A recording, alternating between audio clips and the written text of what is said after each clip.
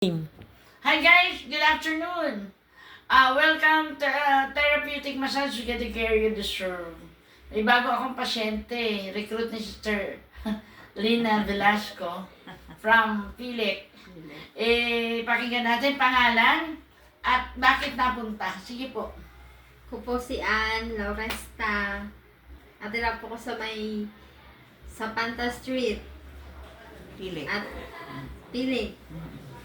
O bakit po kayo napunta? Nagpunta po ako dito kasi po masakit po yung aking balakang. Kaya po ako nagpapatherapy sa kanya. Anong nangyari sa balakang? Bakit na sumakit ang balakang? Nadulas po ako sa CR.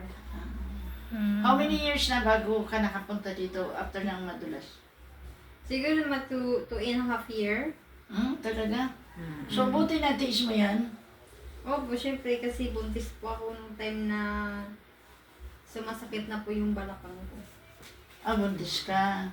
Tapos ngayon, ilang Nanganak ako kay Talia na medyo nawala yung sakit niya pero bumalik siya ulit nung nasa 1 year and 6 months yung anak ko. kasi kinakarga mo, no? Mabigat.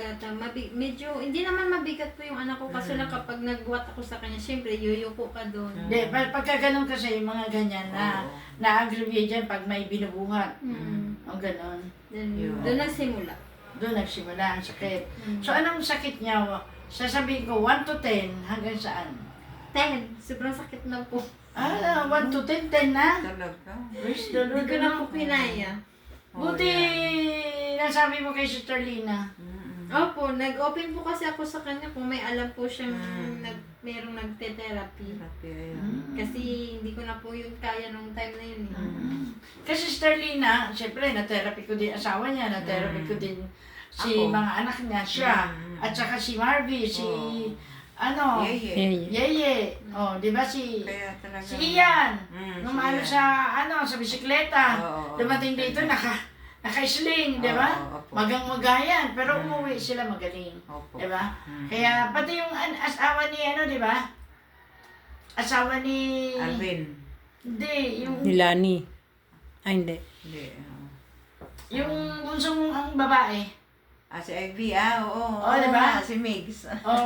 Na-therapy ko din yun. Si Migs, oo. Kaya na-therapy, kaya buti naman kasi hindi, mahirap kasi yun. Kasi pag nadulat, syempre paligo ka ng paligo, so malalaman at bukas makalawa magkakaroon na siya ng nana. Ibig sabihin, yun ang mga causes ng bukas makalawa, hindi ka na makalakad, ano ka na lang sa kama, sa higaan, paano naman yung anak, di ba? So ngayon, nagpa-therapy. After ng therapy, anong nangyari?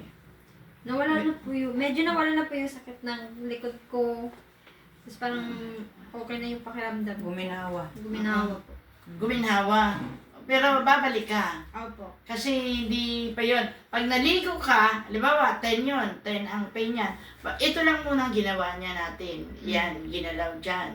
Kaya may head compress para ito medyo abuti na para pagdating sa madali na siyang magalaw, no? So, ulitin. Kaya, napakabuti ng ating ginawa, no?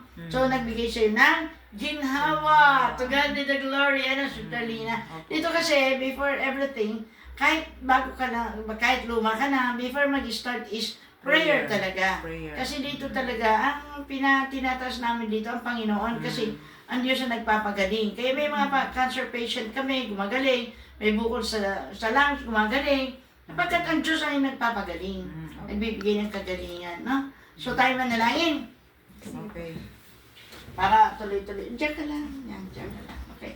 So, number 1, bawal muna ang mga balat ng manok.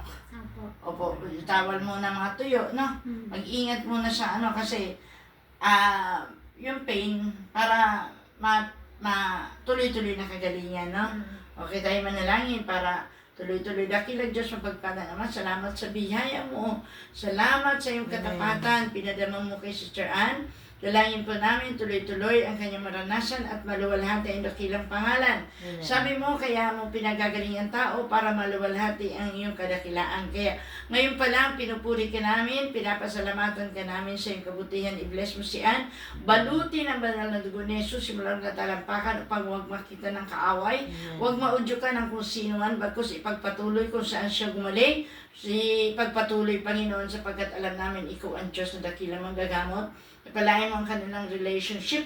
Pagpalain mo at Amen. loobin mo po this coming June. Kung mayroong mas wedding, tulungan mo sila, Panginoon, O Lord, para maging maayos, matagumpay ang kanilang pamilya. Amen. Bless mo ang kanyang anak. Lumak siya na may takot sa Diyos. Amen. Pagpalain ang buong sambayan ni Anne. In Jesus' name, Amen. sabi mo, Panginoon, Panginoon. salamat po Salamat sa po. kagalingan ko. Sa Sa iyong papuri, parangal, sa ngalan ni Jesus. Amen.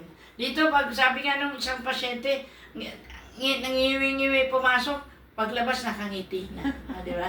So, tingnan natin, rise up, tatayo. Di na gano'n, no? Dati, pagka umaupo ka, pag tumayo, hirap. Hirap. Ako mahirap. Tapos pag yumuko ako, masakit. Mm. Kaya nga, Hindi na. kasi nakita mo matagal natin ginalaw yung kuyukot mo. Di ba nakita mo, Sterlina? Ang tagal yung paligid, yung ganan, inayos para maging maayos ang takbo. Kaya salamat sa Diyos. Sa Diyos. Ano sasabihin mo kay Lord? Thank you po, Papa Jesus. Thank you. Okay. God bless us. Don't forget to like, share, and subscribe my YT channel. Therapeutic Massage. Get the care you deserve. Amen. Amen. Amen. Thank you. Yes. Ano ba yung pangalan ng ano nyo? Therapeutic